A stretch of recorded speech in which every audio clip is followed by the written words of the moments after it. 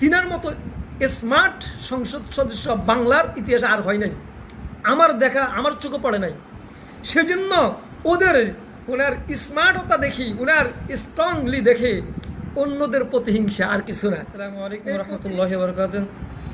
সম্মানিত প্রিয় দেশবাসী, আপনারা অবশ্যই সকলেই দেখেছেন শিবচরের মাননীয় সংসদ সদস্য এমপি হজরত মাওলানা হানজালা সাহেব যখন নাকি সংসদে গিয়েছেন, সংসদ ভবনের এরিয়ার ভিতর থেকে জুতা চুরি হয়ে যাওয়া আর এই জঙ্গিদের বলে আখ্যায়িত করা, আমি মনে করি এটা তারাই করছে যে পুরা বাংলাদেশের বর্তমান যে সংসদের মধ্যে যে একটা সংসদ সদস্য আল্লামা হানজালা সাহেব, তিনার মতো স্মার্ট সংসদ সদস্য আমাদের বাংলাদেশ শুরু থেকে নিয়ে এই পর্যন্ত এত স্মার্ট সংসদ সদস্য বাংলাদেশে আর কখনো আমরা দেখি নাই। আমার চোখে এই পর্যন্ত বাংলাদেশের সংসদ সদস্য এত স্মার্ট সংসদ সদস্য আমি আর দেখি নাই। এই মাওলানা হানজালা সাহেব যে এত স্মার্ট সংসদ সদস্য, সেই কারণেই যাদের হিংসা, তিনি একজন আলেম হইয়াও এত স্মার্ট চলাফেরা, এত স্মার্ট, এত সৌন্দর্য, এত আকর্ষণীয়, এটা তো হইতে পারে না। সেজন্য তাদের মনের ভিতরে যে হিংসায় ক্ষোভ, এই ক্ষোভের কারণেই মাওলানা হানজালা সাহেবকে এই কটূক্তি করা আর তিনার জুতাটাও চুরি করে নিয়ে যাওয়া, এটা হইল মূল কারণ। আমি বুঝতেছি স্মার্ট সংসদ সদস্য হওয়ায় সবাই তিনার প্রতি ফলো করতেছে।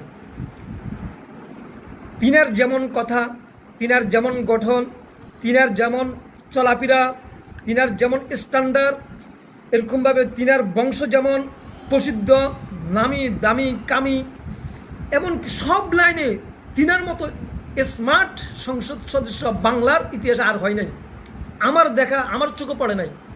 সেজন্য ওনার স্মার্টতা দেখি, ওনার স্ট্রংলি দেখে অন্যদের প্রতিহিংসা, আর কিছু না। এই প্রতিহিংসার কারণেই তিনার সংসদ ভবনের এরিয়া থেকে জুতা চুরি হয়। এর কারণে আবার তিনাকে কি অন্য একজনে কে বলছে এই জঙ্গি যাচ্ছে, অর্থাৎ ওনাকে ছোট করতেছে, ঘায়ল করতেছে। ওনার এত স্মার্টলি যাতে উনি চলাফেরা না করে, তিনার এগুলা যাতে উনি পাগড়িটাও যেভাবে স্মার্টলি পরে এটা যাতে উনি খুলে ফেলে, এরকমভাবে যেভাবে কোটটা পরে এটাও যাতে খুলে ফেলে, এরকমভাবে যে স্মার্টলি তিনি জুতা পরে এটাও যাতে খুলে ফেলে। সেই জন্য এই প্রতিহিংসাই তিনাকে এই জঙ্গি যাচ্ছে বলে আখ্যায়িত করছে। তিনার সংসদ ভবন এরিয়া থেকে তিনার জুতাটা নিয়ে গেছেন, এটা হলো আমার ভুল। ওই জন্য আসলে এটা হলো, আমি মনে করি যদি একটা সংসদ ভবনের এর ভিতরে থেকে যদি এই অবস্থা যদি হয়, তাহলে বাইরের কি অবস্থা তার কোনো বুঝের বাকি নেই। সংসদ ভবনের এরিয়ার ভিতরে যদি এই পরিস্থিতি যদি চুরি হয়, যদি একজন এমপিকে যদি এই জঙ্গি যাচ্ছে বলে এটা আখ্যায়িত করা হয়, তাইলে বাইরের মানুষের কি অবস্থা হইতে পারে এবার বুঝেন। বাংলাদেশের বাইরের মানুষের নিরাপত্তা তো কোনোভাবেই নাই। বাংলাদেশের মানুষের বাহিরের কোনো নিরাপত্তাই আমি দেখছি না। এটা আমার যে একটা বিবেক, সেই বিবেক দিয়ে আমি বলছি। সংসদের এরিয়ার ভিতরে একটা এমপির নিরাপত্তা নাই, জুতার নিরাপত্তা নাই, এমপির জুতার নিরাপত্তা নাই, এমপির তিনার স্বাধীনভাবে চলার নিরাপত্তা নাই। তাই একটা এরিয়ার ভিতরে, বেষ্টনীর ভিতরে নিরাপত্তা নাই, বাইরে কিভাবে নিরাপত্তা আপনারাই বুঝলেন। অবশ্যই বাইরে নিরাপত্তা নাই, ক্লিয়ার বোঝা যাচ্ছে। এই সংসদ থেকে বোঝা যাচ্ছে বাইরে কোনো নিরাপত্তা নাই।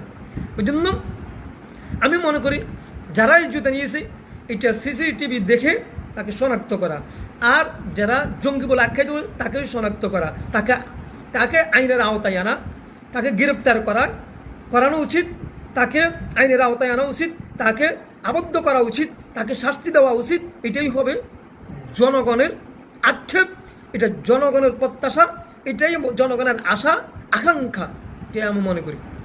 তাহলে জীবনে কেউ আর এরকম সাবাস পাবে না। কারণ সংসদ এরিয়া থেকে জুতা চলে যাওয়া, এটা সংসদ এরিয়াকে ক্ষুণ্ণ করা হয়েছে, এটাকে ছোট আকারে খাটো করার উদ্দেশ্যে এটা করা হয়েছে। তাই আমি বলবো আপনারা যারা দায়িত্বশীল আছেন, দ্রুত এই কথা যে বলছে তার বিরুদ্ধে পদক্ষেপ নেওয়া আর যে জুতা নিয়েছে তার বিরুদ্ধে পদক্ষেপ নেওয়া।